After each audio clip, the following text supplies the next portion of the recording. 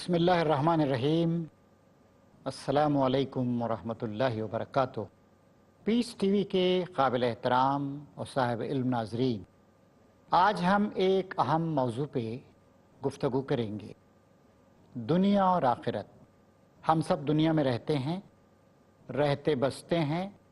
دنیا ایک حقیقت کی طرح ہماری چاروں طرف پھیلی ہوئی ہے، ہماری زندگیوں پہ مسلط ہے۔ یہیں رہنا ہے، یہیں کام کرنا ہے، اور یہیں سے ہم کو آخرت کی طرف روانہ ہونا ہے۔ لیکن دنیا کی زندگی کی حقیقت کیا ہے؟ انبیاء کرام نے اس حقیقت کو واضح الفاظ میں بیان کیا ہے۔ خاص طور پر قرآن مجید نے پوری وضاحت کے ساتھ دنیا کی حقیقت اور آخرت کی واقعیت کو ہمارے سامنے تفصیل کے ساتھ کھول کھول کے بیان کیا ہے۔ ارشاد ہوتا ہے ایک جگہ، وما هذه الحیات الدنیا الا لہو ولعب وان الدار الآخرۃ لہی الحیوان لو کانوا یعلمون۔ اور یہ دنیا کی زندگی سوائے لہو ولعب اور کھیل تماشے کے کیا ہے؟ ہمیشہ ہمیشہ باقی رہنے والی زندگی تو آخرت کی ہے۔ کاش یہ لوگ اس بات کو جانتے۔ دنیا اتنی حسین ہے، اتنی پرفریب ہے، اتنی دلکش ہے، اور اس طریقے سے ہم پہ چھائی ہوئی ہے کہ کوئی شخص دنیا کا انکار نہیں کر سکتا ہے۔ آخرت نظر نہیں آتی، آخرت بہت دور ہے۔ آخرت کو ہم اپنی عقل کی بنیاد پر ہی سمجھ سکتے ہیں کہ جب اس دنیا میں خدا ہے، خدا نے اس ساری کائنات کو، زمین کو بنایا ہے، ہم کو اختیار دے کے بسایا ہے، ہمیں آزما رہا ہے، اور برے بھلے ہر طرح کے کام کرنے کی آزادی دی ہے، تو آخرت کو لازماً آنا چاہیے تاکہ نیک لوگ اپنے عمل کی جزا پائیں اور برے لوگ اپنے اعمال کی سزا پائیں۔ پھر انبیاء اکرام کی تعلیمات، خاص کر قرآن مجید اور نبی کریم صلی اللہ علیہ وسلم کی تعلیمات کے ذریعے ہم پہ بات واضح ہوتی ہے کہ ہاں آخرت آئے گی۔ یہ جو ہمیں مہلت عمل ملی ہوئی ہے، اس میں ہمیں غور و فکر کرنا چاہیے کہ دنیا کی حقیقت کیا ہے اور آخرت کی حقیقت کیا ہے۔ دنیا پہ کتنی توجہ دیں اور آخرت پہ کتنی توجہ دیں۔ آپ ذرا ہماری اس کائنات پہ غور کیجئے۔ کائنات بہت لمبی چوڑی، کائنات کا ہمارا مطالعہ بہت محدود۔ ماہرین فلکیات، ایسٹرو فزسسٹ یا سائنسدان بتاتے ہیں کہ آج سے 1366 کروڑ سال پہلے، 1.366 بلین سال پہلے، کائنات کا سارا مادہ ایک جگہ جمع تھا، ایک زبردست دھماکہ ہوا، بگ بینگ، اور پھر اس کے بعد آہستہ آہستہ کائنات کی تخلیق شروع ہو گئی۔ یہی سائنسدان کیلکولیٹ کر کے، حساب کر کے بتاتے ہیں کہ تقریباً 457 کروڑ سال پہلے ہماری زمین کی تخلیق ہوئی۔ ماہرین طبقات الارض، جیولوجسٹ بتاتے ہیں کہ کینیڈا میں ایسی چٹانیں ہیں جو 428 کروڑ سال پرانی ہیں۔ جیولوجیکل سروے آف انڈیا، اس نے بنگلور میں، لال باغ میں، اس کے مین گیٹ، ڈبل روڈ سے جو گیٹ آتا ہے، وہاں پر ایک بورڈ لگا رکھا ہے، This is one of the oldest rock on earth. It was discovered in 1915 by a British geologist, and it is estimated that it is 300 crore years old. یہ دنیا کی قدیم ترین چٹانوں میں سے ایک چٹان ہے۔ ایک برطانوی ماہر طبقات الارض نے 1915 میں اس کو دریافت کیا تھا۔ اس کی قدامت کا اندازہ لگایا گیا ہے کہ تقریباً 300 کروڑ سال پرانی۔ پھر اس کے بعد باقی تفصیلات کو چھوڑیے، آلپس کب ابھرا، ہمالیہ کب بنا، دریائے نیل کس طریقے سے 12,500 سال پہلے بہنے لگی، گنگا جمنا برہم پترا کے بارے میں ہماری زیادہ تفصیلی معلومات نہیں ہیں۔ انسان کی تہذیب کا، اس کی ہسٹری کا مطالعہ کرتے ہیں تو معلوم ہوتا ہے کہ تقریباً 12,000 سال پہلے لاسٹ آئس ایج ختم ہوا، اور اس کے بعد موجودہ تاریخ کا انسان کی آغاز ہوا۔ اس سے پہلے انسان تھا تو کیسا تھا، اس کا ہمارے پاس ہسٹوریکل پروف نہیں. نوح علیہ السلام رہے ہوں گے, آدم علیہ السلام رہے ہوں گے, لیکن اس کے بعد کی ہسٹری کا مطالعہ کیا گیا, ہسٹری مرتب کی جانے لگی. آثار قدیمہ کے ذریعے سے جو پرانی چیزیں ملی ان کے ذریعے سے معلوم کیا گیا کہ کس طریقے سے پہلے جنگل میں انسان رہتا تھا, پھر وہ کھیتی باڑی کرنے لگا, اور پھر اس کے بعد وہ اناج پیدا کرنے لگا, پھر اس کے بعد اس نے مویشیوں کو سدھانا شروع کیا, جنگلی جانوروں کو پکڑا, گائے بیل گھوڑے سب جنگلی تھے, ان سب کو لایا اور مویشیوں کا دور شروع ہوا. پھر اس کے بعد اسٹون ایج شروع ہوا, اور پھر اس کے بعد آئرن ایج شروع ہوا. انسان کی جو مرتب تاریخ ہے, لکھی لکھائی 10-12 ہزار سال سے زیادہ پرانی نہیں ہے. اور بھی پیچھے جائیے, انسان کب سے ہے؟ 25,000 سال, 50,000 سال, لاکھ 2 لاکھ سال, بس یہی انسان کی زندگی کا سپین ہے. پھر اس کے بعد انسانی آبادی جو زمین پر ہے, اس وقت انسانی آبادی تقریباً 7 بلین 7 ارب یا تقریباً 700 کروڑ کے قریب ہوتی جا رہی ہے. چین میں 135 کروڑ انسان رہتے ہیں, ہندوستان میں 120 کروڑ انسان رہتے ہیں, پوری دنیا کی آبادی 690 کروڑ کے قریب ہو گئی ہے, 700 کروڑ کو ٹچ کرنے والی. لیکن کیا ہمیشہ اتنی آبادی تھی؟ نہیں.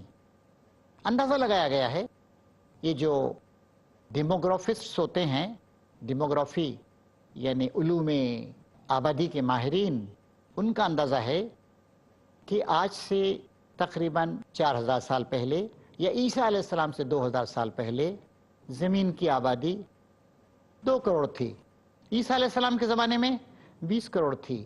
1400 سال پہلے سیدنا محمد صلی اللہ علیہ وسلم کے زمانے میں 30 کروڑ تھی. آبادی بہت آہستہ آہستہ بڑی ہے. بیماریاں آتی تھیں, وبائیں آتی تھیں, سیلاب آتے تھے, زلزلے آتے تھے, بچے پیدا ہوتے مر جاتے تھے, مائیں مر جاتی تھیں.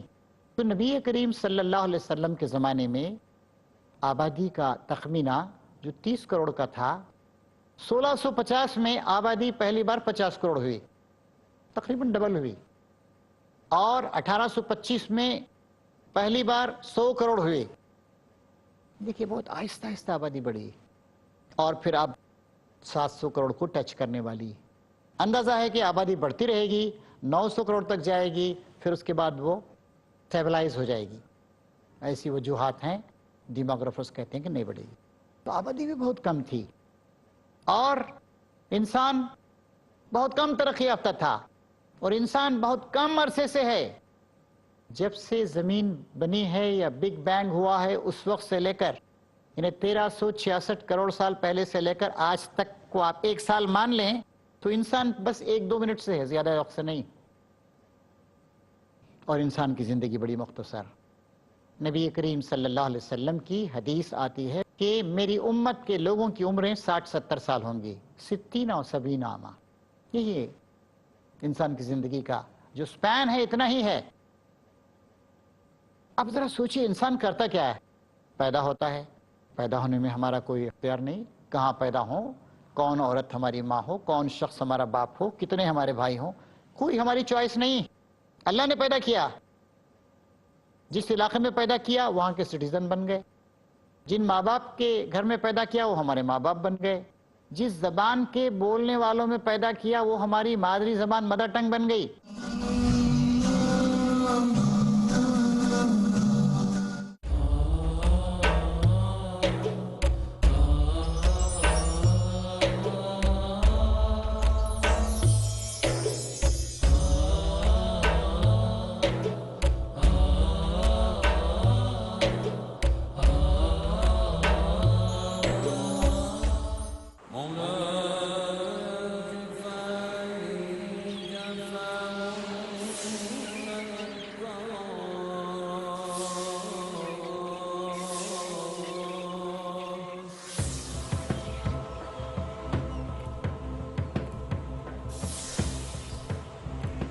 دل ہو زندہ تو ہے منزل کامرانی, ورنہ صبح و شام تو بس ہے آنی جانی.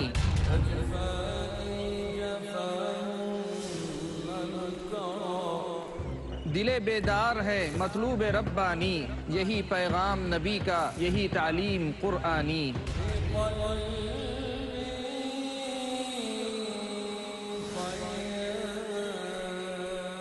دل کیا ہے، دل کی ضرورت کیا ہے، دل کی زندگی کیا ہے، موت کیا ہے؟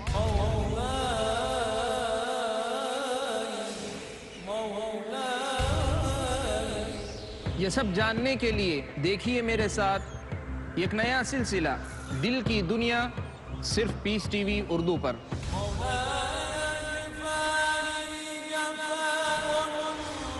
صرف مومنوں کا مقدر ہے ایمان کی لازوال روشنی، جو کرتی ہے آباد دل کی دنیا۔ ہر منگل رات 7:30 بجے اور دوبارہ صبح 10:30 بجے انڈیا میں پیس ٹی وی اردو پر۔ کیا ہے توحید کی ضد؟ شین را کاف۔ کیا ہے شین را اور کاف؟ سب سے بڑی جہالت ہے، سب سے بڑا جھوٹ ہے، سب سے بڑی لعنت ہے۔ معاشرے پر اس کے اثرات کیا ہیں؟ جہنم اس کا ٹھکانہ ہے۔ کیوں ہے انسان پریشان آج؟ جاننے کے لیے دیکھیے بکھرتا سماج، ہر سنیچر شام 5:30 بجے اور دوبارہ رات 12 بجے انڈیا میں peace T V Urdu per.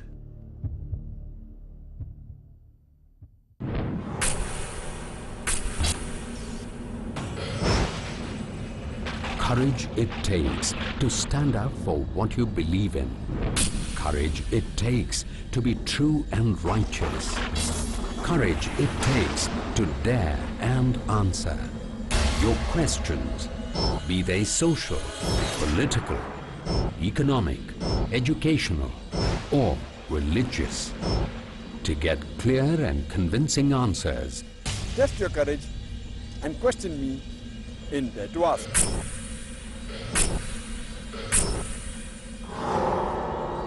Dare to Ask اگلا پروگرام پیس ٹی وی اردو پر۔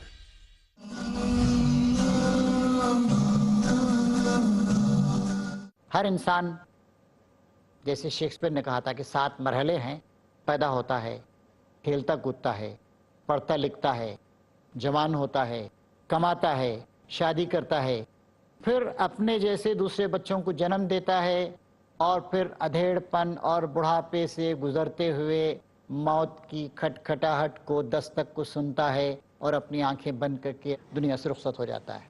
شاعر نے، غالب نے کہا تھا، تہمتیں کچھ اپنے ذمے دھر چلے، کس لیے آئے تھے اور کیا کر چلے۔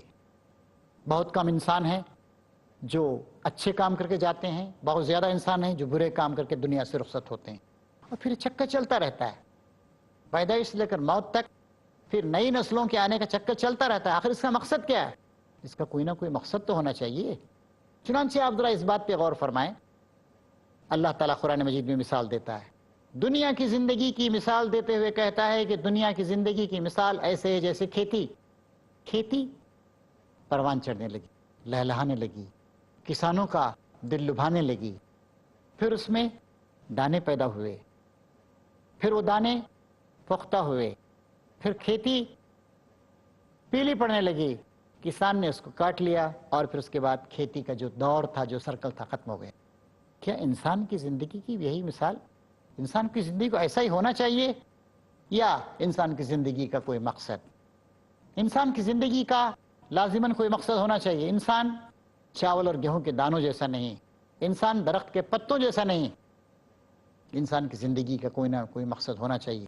قرآن مجید متعین طور پہ بتاتا ہے کہ هو الذی خلق الموت والحیات لیبلوکم ایکم احسن عملا۔ اللہ تعالیٰ فرماتا ہے کہ ہم نے موت اور زندگی بنائی تاکہ آزمائیں کہ تم میں کون اچھے اعمال کرتا ہے۔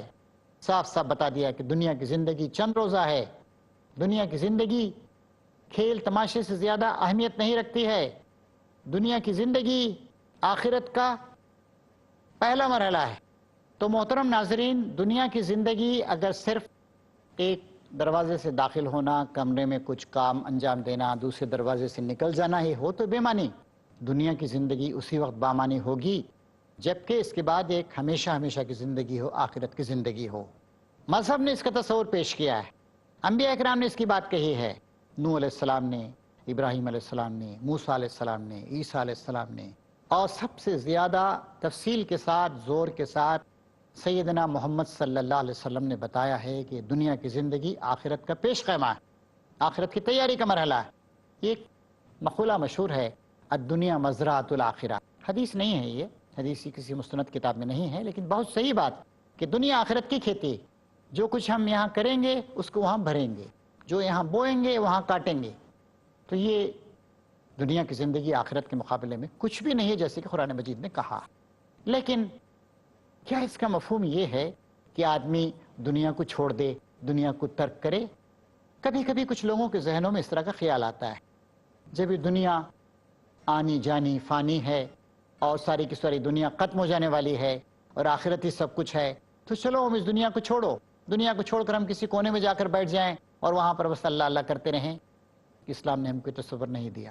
اسلام نے کہا ہے کہ وَلَا تَنْسَ نَصِيبَكَ مِنَ الدُّنْيَا، دنیا میں جو تمہارا حصہ رکھا گیا اس کو بھولو مت۔ اور اسلام نے ہم کو یہ تصور دیا کہ یہ دنیا یہ تمہارے لیے بنائی گئی، تمہاری آزمائش کے لیے بنائی گئی، زمین و آسمان کی تمام قوتوں کو تمہارے لیے مسخر کر دیا گیا ہے۔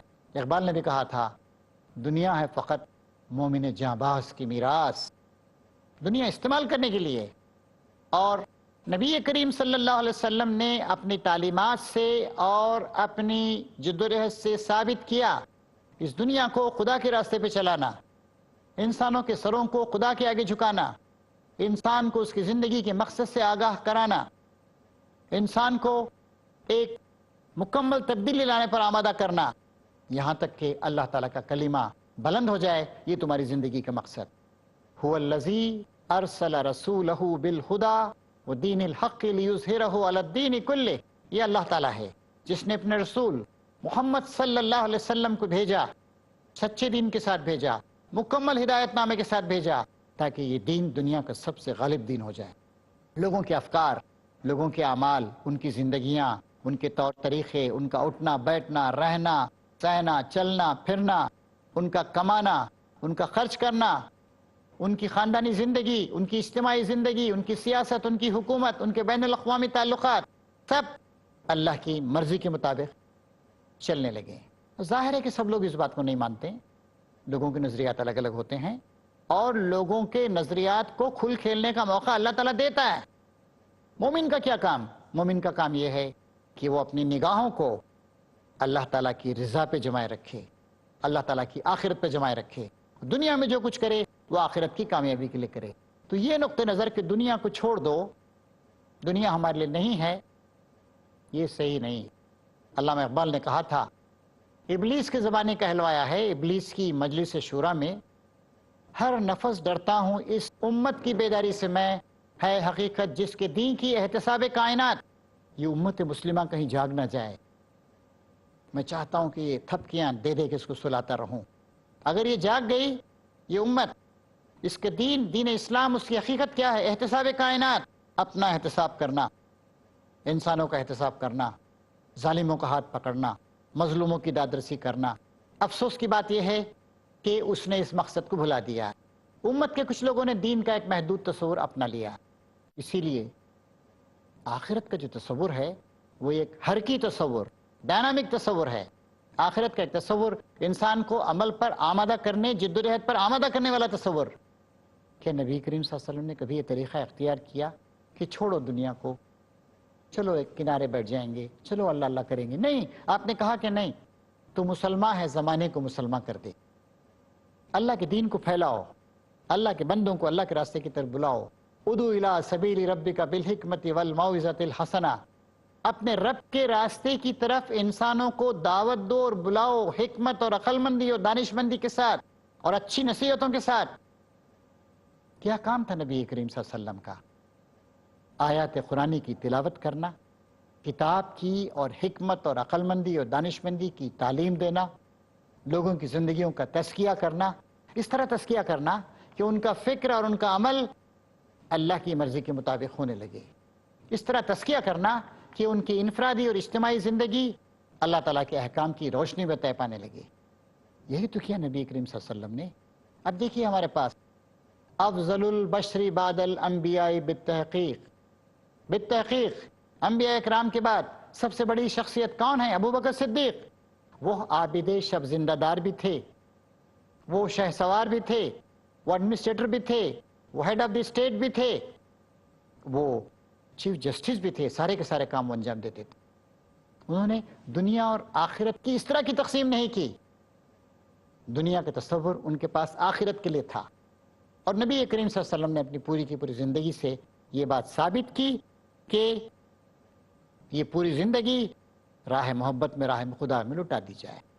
اور وہ جو تصور ہے کہ دنیا کو چھوڑو اور کنارے ہٹ جاؤ، اس کا بھی مذاق اڑایا ہے. علامہ اقبال نے کہا ہے ایک جگہ، ان غلاموں کو شکایت ہے کہ ناقص ہے کتاب. غلاموں کو یہ شکایت ہے کہ اللہ تعالیٰ کی کتاب قرآن مجید ناقص، کہ سکھاتی نہیں مومن کو غلامی کے طریق. مومن کس طریقے سے غلامی اختیار کرے، دوسروں کا دست نگر بن کے رہے، محکوم بن کے رہے، یہ نہیں سکھاتی. اس پہ کچھ لوگ شکایت کر رہے ہیں. علامہ اقبال کہتے ہیں کہ یہ کتاب یہ سکھانے کے لیے نہیں آئی، یہ کتاب آئی ہے انسانوں کی غلامی سے لوگوں کو آزاد کرا کے اللہ وحدہ لا شریک کا ان کو بندہ بنانے کے، اللہ کی حکومت دنیا میں قائم کرنے کے لیے. یہی بات تھی جو حضرت ربیع بن عامر رضی اللہ تعالیٰ عنہ نے، جو حضرت عمر رضی اللہ تعالیٰ عنہ کے نمائندے تھے، رستم جو ایرانی گورنمنٹ کا جو کمانڈر ان چیف تھا، اس کے سامنے کہی تھی. ہمیں اللہ نے بھیجا ہے، اللہ کے حکم سے آئے. کس لیے بھیجا ہے؟ تاکہ ہم بندے ان کو بندوں کی بندگی سے آزاد کریں، اللہ وحدہ لا شریک کا بندہ بنائیں. اپنا بندہ بنانے کے لیے نہیں آئے، دولت کے خزانے لوٹنے کے لیے نہیں آئے ہیں، اپنی حکومت کا جوا تمہاری گردنوں پہ رکھنے کے لیے نہیں آئے ہیں. ہم اللہ نے جو ہم کو ایک مینڈیٹ دیا ہے، ایک منشور دیا ہے کہ ساری دنیا کو اللہ کے راستے کی طرف لاؤ، اس کو لے کر آئیں. ہم کسی ظالم کی بادشاہت کو برداشت نہیں کریں گے. ہم خدا اور خدا کے بندوں کے درمیان کسی کو حائل ہونے نہیں دیں گے. نبی کریم صلی اللہ علیہ وسلم نے مدینے کے قیام کے 7ویں سال میں بادشاہوں کو جو خطوط لکھے تھے، ہی کہا تھا تم اسلام قبول کر لو، اللہ کی آگے سر اطاعت جھکا دو، سلامت رہو گے، تمہاری حکومت سلامت رہے گی. نہیں تو تمہیں راستے سے ہٹا دیا جائے گا. تم کو اس بات کی اجازت نہیں ہوگی کہ خدا اور خدا کے بندوں کے درمیان ایک رکاوٹ بن کر تم رہو. دوسری بات فرمائی ربیع بن عامر نے کہ ہم اس لیے آئے ہیں کہ انسانوں کا نقطہ نظر محدود ہو گیا ہے، موت کے پار کچھ دیکھ نہیں سکتے. ہم انسان کی نظر کو وسعت دے کر موت کے بعد کی جو ہمیشہ ہمیشہ کی اخروی زندگی ہے، ابدی اور سرمدی زندگی، اس تک ہم انسانوں کی نظر کو وسیع کرنے کے لیے آئے ہیں. جن لمیٹیشنز کا، محدودیتوں کا شکار ہو کے رہ گئے انسان کی زندگی، اس کو ہم نئی وسعتیں دینے کے لیے آئے ہیں. To expand the view point of the human being. تیسری بات انہوں نے کہی، مذاہب عالم نے، دنیا کے دینوں نے انسانوں کو مختلف مصیبتوں کا شکار کر دیا ہے، مختلف زنجیروں میں باندھ دیا ہے. And we have come to break those chains and to give the message of liberty and human dignity to the people. یہ تھا وہ انقلابی پیغام. اس طریقے سے آخرت کو ترجیح دینے کی جو بات اسلام کہتا ہے، وہ دنیا سے ہٹاتا نہیں ہے، لیکن یہ کہتا ہے کہ دنیا میں جو کچھ کرو آخرت کے لیے کرو. جیسے میں نے آپ کو بتایا، انسان کی تاریخ 10-12 ہزار سال سے زیادہ پرانی نہیں ہے، زمین 457 کروڑ سال سے زیادہ پرانی نہیں ہے، انسان کی آبادی جو اب 700 کروڑ کو ٹچ کرنے والی ہے وہ بہت کم تھی. 1650 میں پہلی بار 50 کروڑ بنی تھی اور اب 700 کروڑ کے قریب جا رہی ہے. اور انسان کی زندگی آپ کتنی کوشش کر لیں، ایجنگ ہوگی، 60-70 سال کے بعد، 80 سال کے بعد بہرحال انسان کو دنیا سے تشریف لے جانا ہوگا. اسی لیے انسان کی ذمہ داری ہے کہ دنیا میں وہ ایک ذمہ دار مخلوق کی طرح زندگی گزارے، اور جہاں بھی دنیا اور آخرت کا مفاد ٹکرائے وہ آخرت کو ترجیح دے. مثلا جھوٹ بول کر آدمی دنیا کما سکتا ہے؟ نہیں، ہم آخرت کو ترجیح دیں گے، بلکہ ہم جھوٹ کے اس رواج کو ختم کرنے کی کوشش کریں گے. ظالم بن کر انسان کچھ پیسے کما سکتا ہے؟ نہیں، ہم ظالم نہیں بنیں گے. ہم ظالموں کو، ظلم کو دنیا سے ختم کرنے کی کوشش کریں گے. بے حیائی اور بدکاری کے ذریعے سے انسان لطف و لذت حاصل کر سکتا ہے، نہیں، ہم اس طریقے کو نہ خود اپنائیں گے نہ دوسروں کو اپنانے کے دیں گے. اس طریقے سے آخرت کا جو تصور ہے، ترجیح آخرت کا جو تصور ہے، وہ ہمیں ایک بہت بڑا مینڈیٹ اور ایک بہت زیادہ پروگرام دیتا ہے کہ دنیا کو بدلو، دنیا کو ایسے بدلو کہ وہ آخرت کی پہلی منزل بن جائے۔ علامہ ابن تیمیہ رحمۃ اللہ علیہ نے کہا تھا کہ دنیا میں جنت ہے، جو شخص جنت میں داخل نہیں ہوا وہ آخرت کی جنت میں بھی داخل نہیں ہوگا۔ اللہ تبارک و تعالیٰ سے دعا ہے کہ ہم اس صحیح نقطہ نظر کو، جو ترجیح آخرت کا سبق ہے اور دنیا کو بدلنے کا سبق ہے، اور جو ایک پازیٹیو اور بہت ہی ڈائنامک تصور ہے، اپنائیں اور اسی کے لیے دنیا میں کام کریں۔ ربنا تقبل منا انک انت السمیع العلیم وتب علینا انک انت التواب الرحیم وآخر دعوانا ان الحمد للہ رب العالمین۔